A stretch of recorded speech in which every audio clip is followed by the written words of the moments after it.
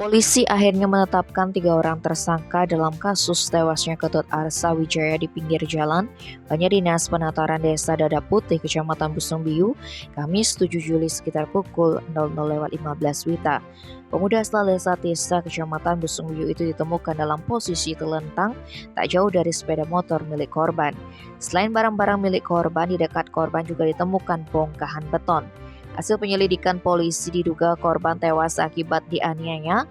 Kemudian 3 orang tersangka pelaku diamankan Polres Buleleng, yakni Ikadek Supartika asal Jembrane, Iputu Rocky Suputra asal Desa Pekutatan, Kecamatan Pekutatan Kabupaten Jembrane, dan Iketut Sugiartane asal Desa Tiste Busungbiu. Penetapan tersangka dilakukan berdasarkan hasil gelar perkara Jumat 8 Juli. Namun polisi tengah mendalami keterlibatan masing-masing tersangka yang menyebabkan korban kehilangan nyawa.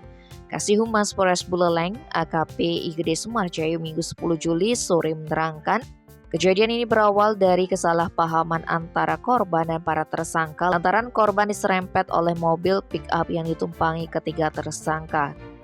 Tidak terima diserempet, korban yang saat itu membonceng temannya Made Swadnya mengejar mobil pelaku. Sembari mengumpat, korban mendekati mobil pelaku. Tak berapa lama akhirnya terjadi perkelahian. Dalam perkelahian itu diduga korban dikeroyok. Merasa kewalahan karena perkelahian tidak seimbang, rekan korban Made Swadnya lari meminta pertolongan warga sekitar. Namun sayang saat kembali korban Arsa Wijaya telah tergeletak tak bernyawa. Polisi masih mendalami keterlibatan pria lain berinisial KDRD yang ikut diamankan bersama 3 tersangka tersebut. Tim Bali Express melaporkan.